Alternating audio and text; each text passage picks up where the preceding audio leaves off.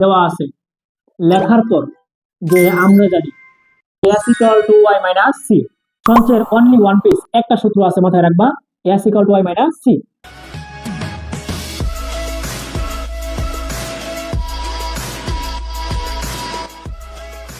আসসালামু আলাইকুম সুপ্রিয় শিক্ষার্থীবৃন্দ, আজকে আমরা যে কোশ্চেনটা সলভ করাবো তা হচ্ছে অর্থনীতির প্রথম পত্রের অধ্যায় 9 থেকে সামগ্রিক আয় ও ব্যয়।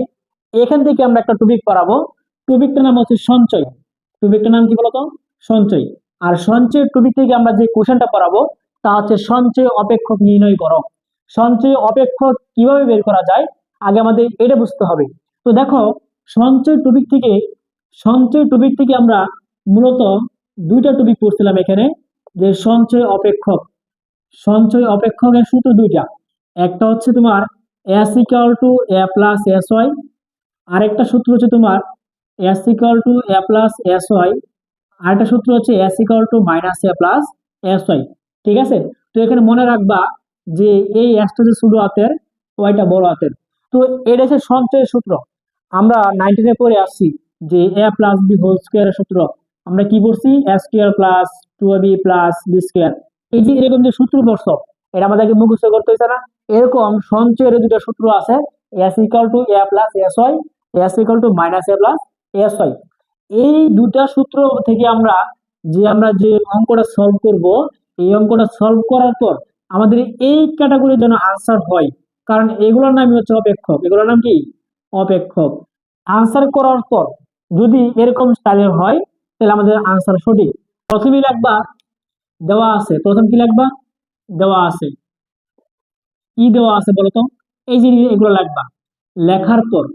লেখার পর আমরা কিন্তু আনসার করতেছি, ঠিক আছে? লেখার পর লাগবে এখানে যে আমরা জানি s equal two y minus c। সঞ্চয় অপেক্ষক বলো, সঞ্চয় নির্ণয় করতে বলো, আমাদের সঞ্চয়ের অনলি ওয়ান পিস একটা সূত্র আছে, মাথায় রাখবা, s equal two y minus c।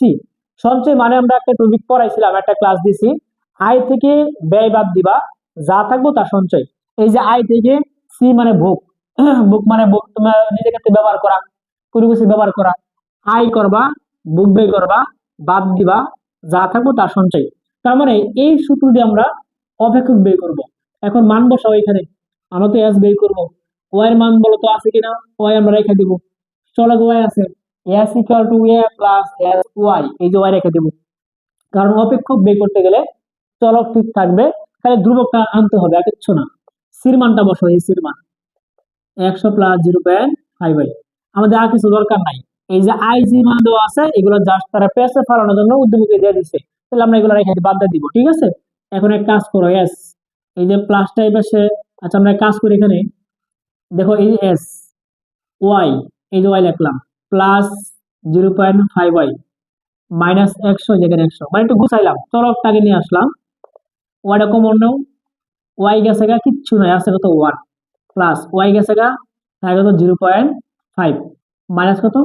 100, বা এস ইকুয়াল টু, আচ্ছা দেখো তো এখানে ওয়াই, আচ্ছা আমরা কাজ করতে পারি এখানে, দেখো কমন নাই নিয়ে নাই, সমস্যা না হবে। একটা ওয়াই আর অর্ধেক হয় কত? 0.1.5 হয় না এটা? যে এখানে কত আছে? 1 না? আচ্ছা গুণ দিলে কত? 1.5, 1.5 সাথে কি ওয়াই মাইনাস 100। তো আমরা চাইলে ধ্রুবকটাকে নিয়ে আসতে পারি।